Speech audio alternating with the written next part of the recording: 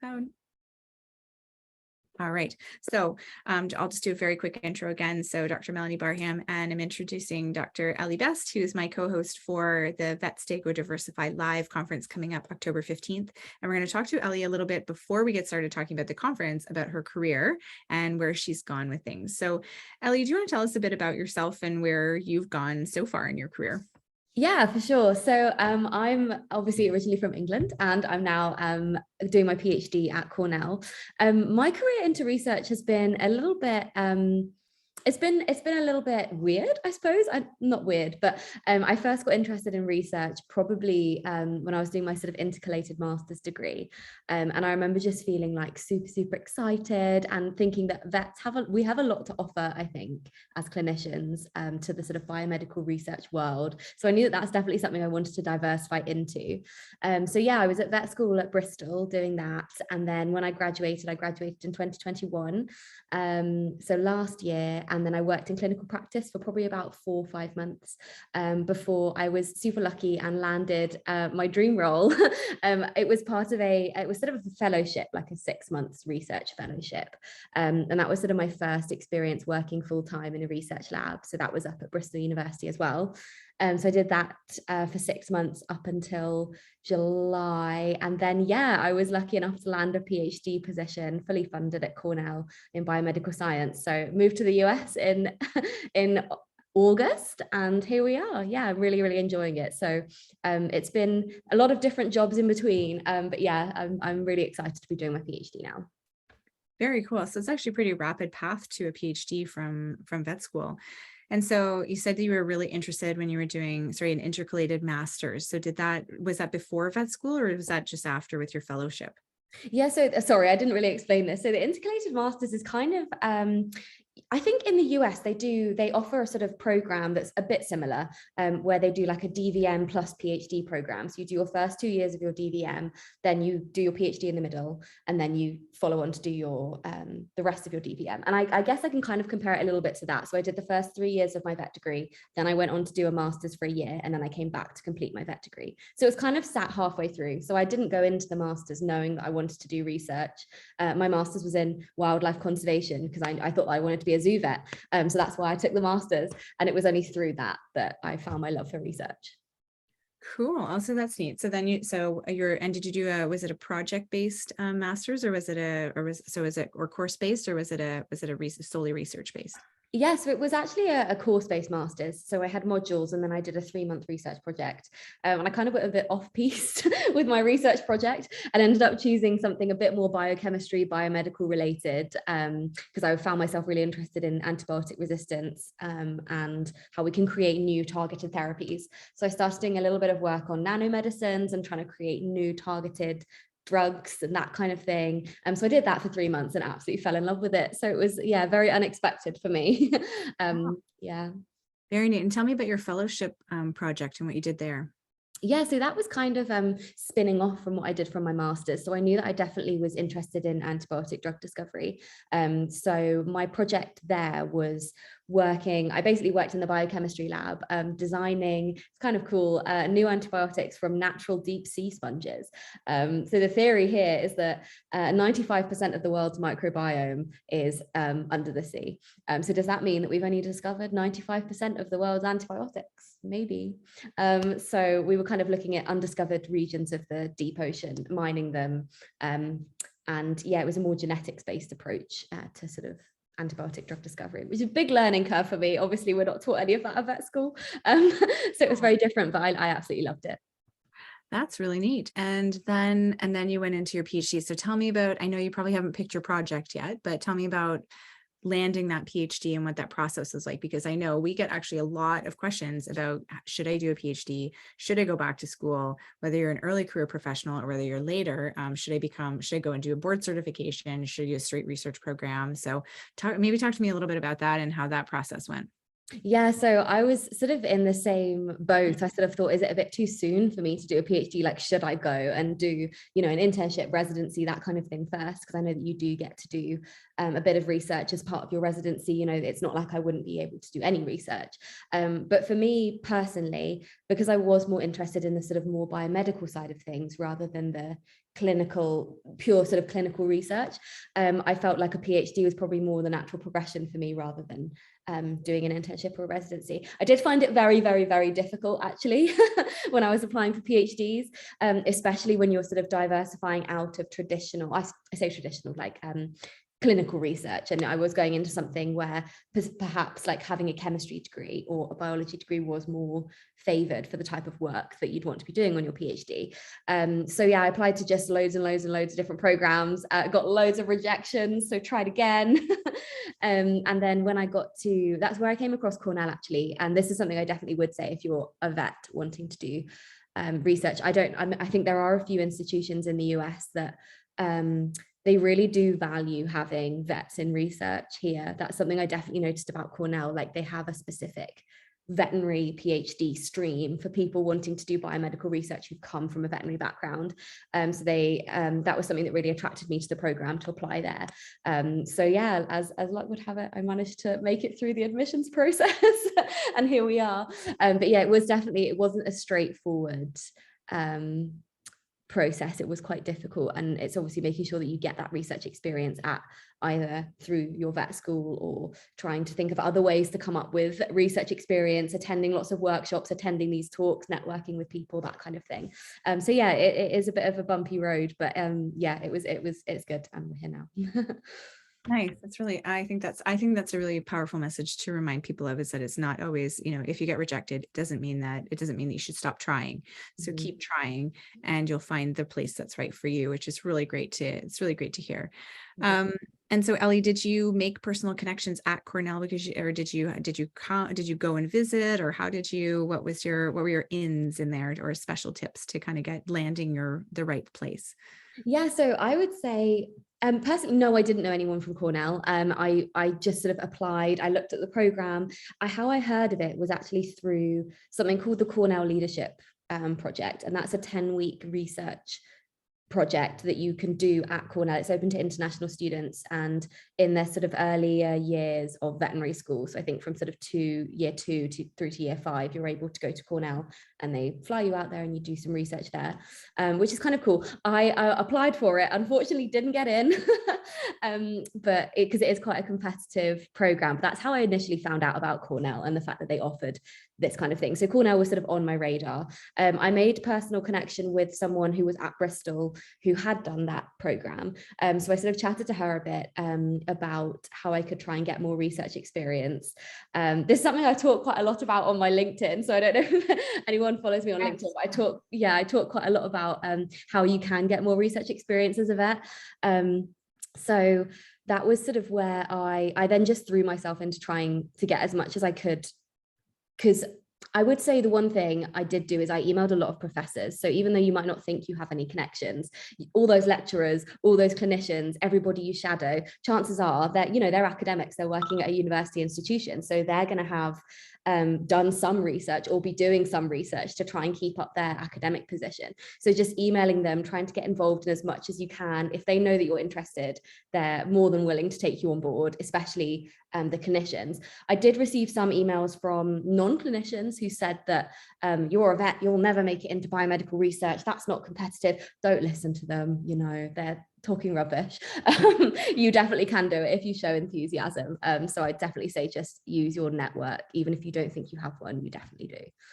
Oh, such good advice. Yeah. And even if you've left school, people will still remember you from veterinary school. So your favorite professors or the people you really connected with, or even if it was a professor that you didn't connect with, but it's a field you're interested in, I think there's still a connection there. If they taught you, or if they're even if it's from your alma mater, most people are really happy to have a coffee with you, or just to, to give you 15 or 20 minutes to hear about, to hear what you're interested in and kind of give you a couple of connections. Like, I really do think that's really good advice, Ellie. So I guess on that note of connections, and about kind of getting into research, et cetera, was one of our big pieces of our program with the VetStago Diversify Live program that's coming up October 15th is in research. So maybe Ellie, do you want to tell us a little bit about kind of why you got involved in the conference this year? Yeah, I'm super, super excited about this conference on the 15th. This is a topic really, really close to my heart. And I just think it is, when I was at vet school personally, that I didn't even register research as a sort of potential career option. When I imagined research, I imagined a pathology lab, which obviously is a completely different route to the sort of more academic research that you can also do, or I imagine clinical research. I didn't really imagine biomedical research or any type of research, to be honest. So I think it's really important to try and showcase the importance of having vets in research as well. I think that we, as clinicians, there's a lot that we can offer, and we bring a totally different perspective to the team. Is definitely something I've noticed. So in the interdisciplinary research teams, you'll have like the fundamental biologists, and then you bring a kind of clinical perspective, and you sort of think, well, hang on, how's this actually going to work in the clinic? So yeah, I definitely knew that I wanted to get involved in organizing this event, because I think it's just so important, and I'm really, really excited about the lineup that we've got this year. I think it's going to be really, really good.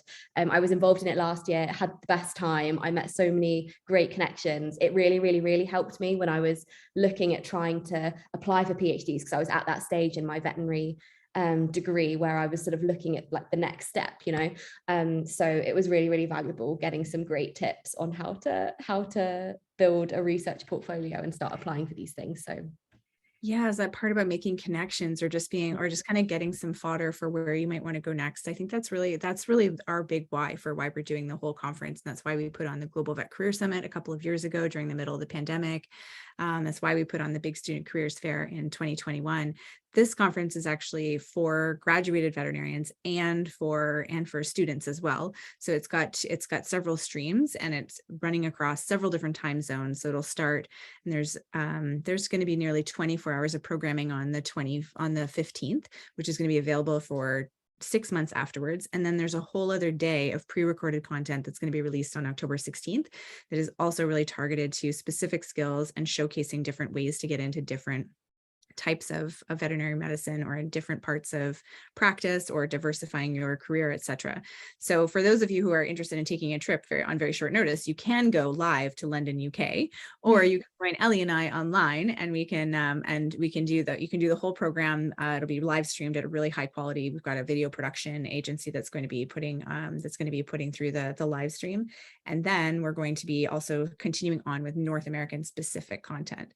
So it's I think one of the most amazing parts, and one of the things that we believe in really strongly with all of these conferences, is keeping it incredibly affordable. We strongly believe that it should be affordable, and we know that it's challenging, especially if it's just a career specific topic, to find cash to do that if you're a new veterinarian, or if you're somebody who's trying to make a career shift.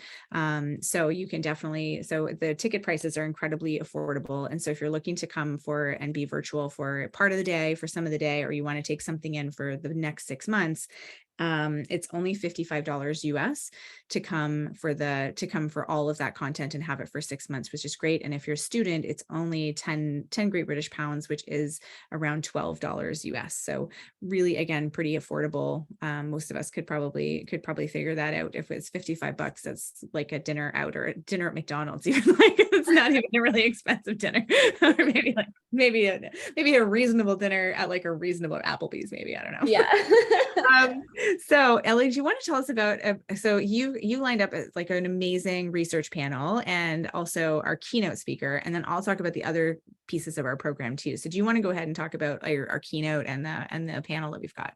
Yeah, for sure. So I'll start with the keynote speaker. So I'm super excited to have this speaker on. So if you haven't heard of him already, it's Dr. Vincent Rassaniello, and he is basically the founder and host of Microbes TV, which is a YouTube channel, and that is a great YouTube channel. If you haven't subscribed, you really should. It's great. And he basically is a scientific communicator. So he brings these really complex scientific ideas and communicates them in a really accessible and simple way, which is something that I really believe in. Also, as veterinarians, that's kind of what we have to do on a daily basis, you know, so scientific communication and improving that, even how we talk to clients, or disseminating that knowledge out into the public so that we can take better care of our animals and better care of ourselves. I think it's a super important skill to have. So he covers, I went to a talk that he did, and it was really great, really inspirational, some great like actionable tips.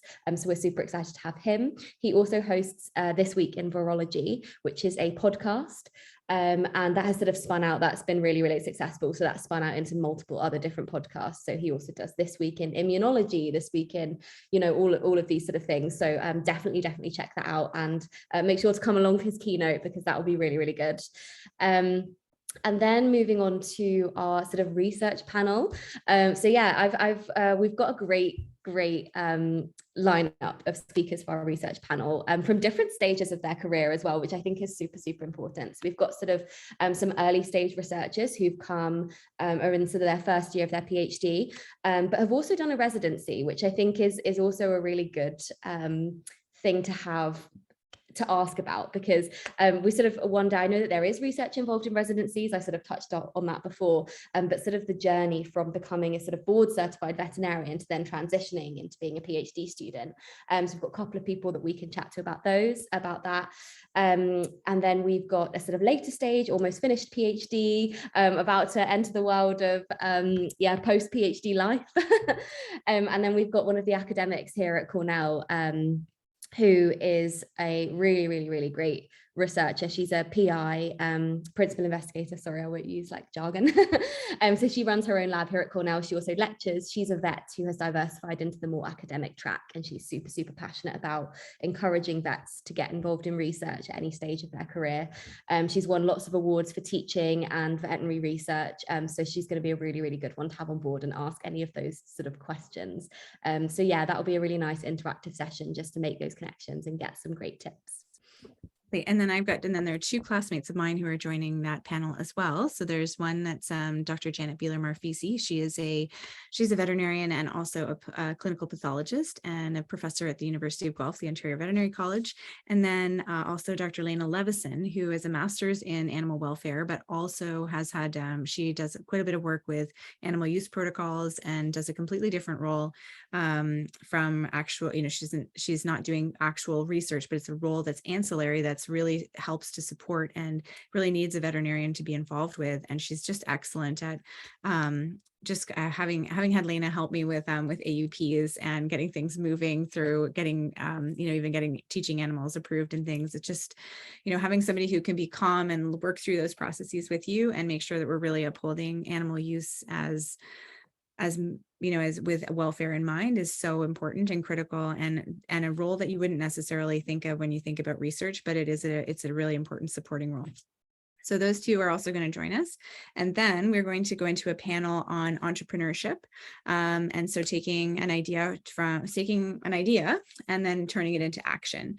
So the panelists for that one, we've got Dr. Stacy Cordovano, who is the whole veterinarian. She has a podcast. It's very popular. Check it out if you haven't seen it. And she's part of the DVM project group as well. She is also the founder of Sustainability and Equine Practice seminars, together with some other female entrepreneurs. And equine veterinarians. And then she's also a practice owner. She is a veterinary practice owner in equine practice. And then she has 2 little kids. So she is just like out there killing it, doing it all. And we had a catch up the other day, and she's just an incredible person. And then who else do we have? We have Dr. Amanda Amaratanga, she's been featured on DVM Project before. She is a veterinarian with the Canadian Food Inspection Agency by day. So she does a lot of heavy duty policy work, moving things forward with the federal government, and then also runs a very, very pretty amazing coaching program for veterinarians, specifically to who are very busy and overworked and overwhelmed, to try and get them more holistically healthy and more fit and thinking about nutrition and healthy habits, and very successful at doing that. So she's really focused in on that. She's taken that idea from being a personal trainer in person to moving her business completely online, and she does that part-time as well. And then moving into and then we also have Dr. Jenna Donaldson, who is the founder of Trillium Equine, and who's relatively new business, but she's taken this idea of equine practice. How do we make equine practice more sustainable, and created an on-call group, an on-call only service, like in small animals, so that veterinarians in our area around Ontario don't have to be on call ever again, which is very cool. So making equine practice kind of amazing and just taking out that piece entirely. So she's going to talk about how she made that idea happen, and how she took it from idea to action. And then we're going to move into roles in the federal government and provincial government and state government, so public service roles. And we have 2 guests currently joining us, and there may be a couple of additional guests as we go along. But right now we have a wonderful person from the Canadian Food Inspection Agency in Canada, who's going to be talking about how to get roles in the CFIA and in other areas of government in Canada.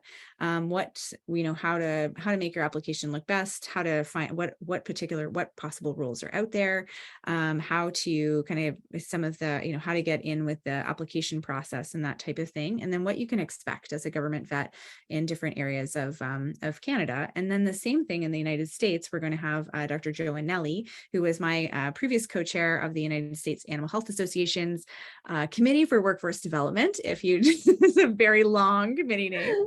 But Joe is going to talk to you. He's the president. He's the chair or the executive of the National Association of Federal Veterinarians. So he's going to talk to us about all the different roles that are available in the United States, how to get those roles, and the diversity and amazing possibilities that are out there for public service roles is pretty intense. And there's a lot of openings because they have, just like everywhere else, there's a veterinary shortage out there. So they're really looking for lots of people. So those are our big pieces that are specific to North America. But then in the rest of the program that runs the rest of the day, and you can jump in as you wish, there are all kinds of targeted talks about, how to get into charity work, how to get into not-for-profit work, launching your career as a freelancer, different ways to be successful in practice, making your CV and resume really stand out, using LinkedIn as a tool, negotiation, and what to look for in contracts. It's really all there. So if you're looking for a toolkit and inspiration,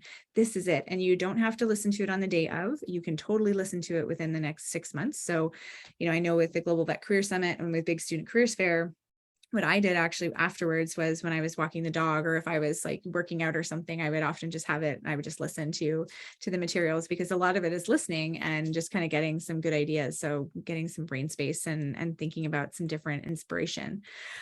So just to share those pieces, it is on October 15th. And I almost forgot the most important part, the networking. Ellie, I almost forgot. Do you want to talk a little bit about the networking? Yeah. So I was going to say, I'm also really excited for this bit. I absolutely loved it when we did it last year at the Big Student Careers Fair, and I thought it worked really, really well. So we're running a virtual networking session.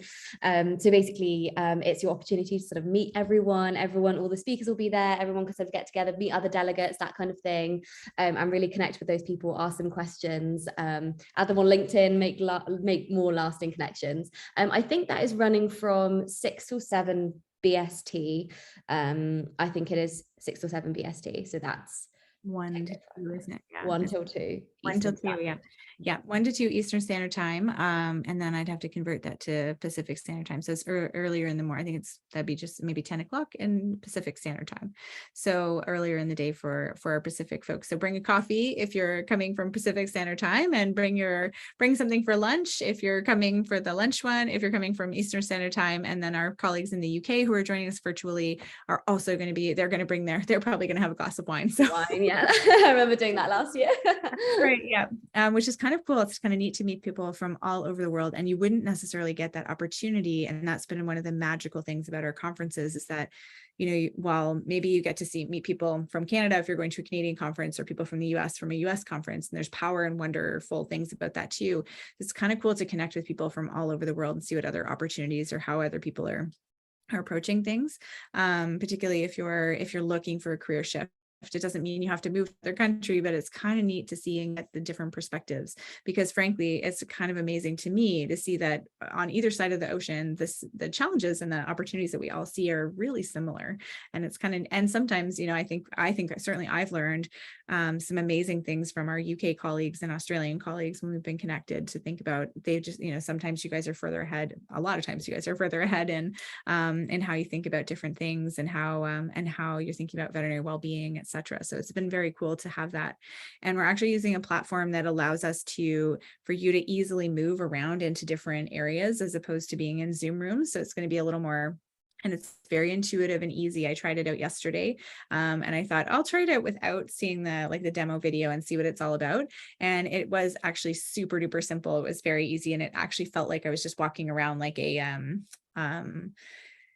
like a networking thing, but a lot easier because the platform actually allows me to go in and be like, oh, I can see that this person is actually interested in this. So it's easier actually than seeing somebody in person, because you're actually being like, oh, Ellie's interested in wildlife, or she has wildlife experience, and that's what I want to be involved in. But I can see that this person is involved in government, and I don't want to be in, I'm not interested in that. So I would go towards Ellie without having to talk to anybody else, talk to her. And as soon as there's a clump of people, it puts you into a little room. So it's very cool. But then if I was in there and I said, oh my gosh, my friend Katie needs to really see this, I could pull her in and say, and then she could choose to come into our room too. So it's super, I'm not very, I think from a tech perspective, it wasn't, it was incredibly easy, and it was really fun to use. So I can't wait to try it out with our group and see how it kind of goes. So it'll be much more advanced than kind of your average Zoom breakout room session. So I'm really excited about it. And I'm trying to think, Ellie, if there's anything else that we should tell everyone about the program, or about just the day, or anything else.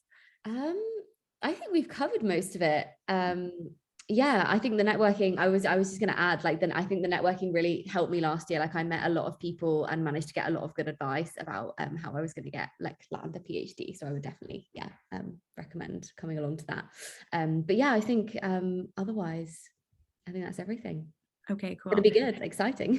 Yeah, I can't wait. And so for $55 US, you can't really go wrong. It is incredible value, like basically 3 days of continuing education that's available to you for 6 months. So, for that, for a lunch out at Applebee's or somewhere reasonable, then you can totally come to this, and you can choose to come to it live. I would definitely recommend coming to the networking live, but otherwise you can choose to pick and choose whatever you'd like to do if you want to meet up with people, or you want to message them, or etc. So, if you have any questions, feel free to direct message me or Ellie. Ellie, I think you're in the group too. I can't remember if you're in the group, but yes, you are. So feel free to message us, or you can post a question, etc. So I will also post a link to the tickets in the program as it stands right now, and we look forward to seeing you there. So thanks very much for joining us, and I hope you guys have a wonderful evening, and we'll look forward to giving you some more updates as we have more details. So thanks so much for joining us and sharing your story, Ellie. Thank you. Yeah, no, thank you for having me. And see everyone on the 15th of October. Okay, take care. Okay, let's stop the live stream and stop.